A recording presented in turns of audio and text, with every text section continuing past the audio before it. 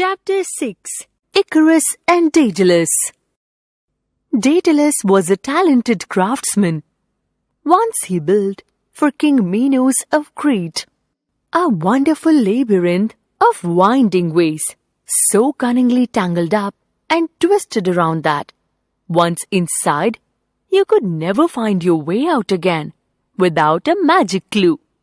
But the king was very annoyed with Daedalus for some reason.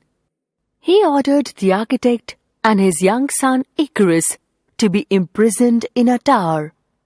Daedalus and Icarus managed to escape from their cell, but it seemed impossible to leave the island, since every ship that came or went was well guarded by the soldiers of the king. At length, Daedalus thought of a plan for himself and his son. Little by little, he gathered a store of feathers, great and small. He fastened these together with thread, molded them with wax, and designed 2 great wings like those of a bird. When they were done, Daedalus fitted them to his own shoulders, and after 1 or 2 efforts, he found that by waving his arms, he could fly in the air. Daedalus, without delay, began to work on a pair of wings for the boy Icarus and taught him carefully how to use them. He warned him against rash adventures among the stars.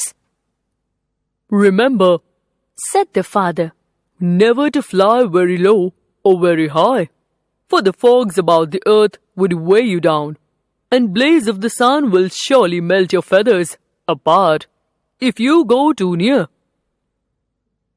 But the word of warning fell on deaf ears. Who could remember to be careful when he was to fly for the first time? Are birds careful? Not they. And not an idea remained in Icarus's head, but the one joy of escape. Finally, the day of escape came. The father bird put on his wings, and while the light urged them to be gone, he waited to see that all was well with Icarus, for the two could not fly hand in hand.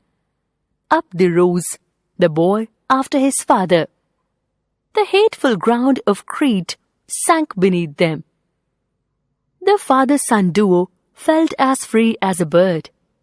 The wide expanse of the horizon dazed them, but when a great wind filled their wings, like a child uplifted by his mother, they forgot everything in the world but joy. Icarus saw the winged thing in the distance. Before that was his father, Daedalus. He had been imprisoned too long. He was so giddy with pleasure that he forgot his father's words of caution. He stretched out his arms to the sky and made towards the highest heavens.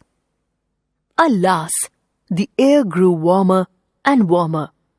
Those arms that had seemed to uphold him relaxed. His wings wavered, drooped. He fluttered his young hands unsuccessfully.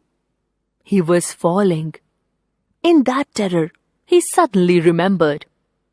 The heat of the sun had melted the wax from his wings. The feathers were falling one by one, and there was no one to help. He fell like a leaf tossed down the wind, down, down, with a loud cry that was heard by Daedalus far away.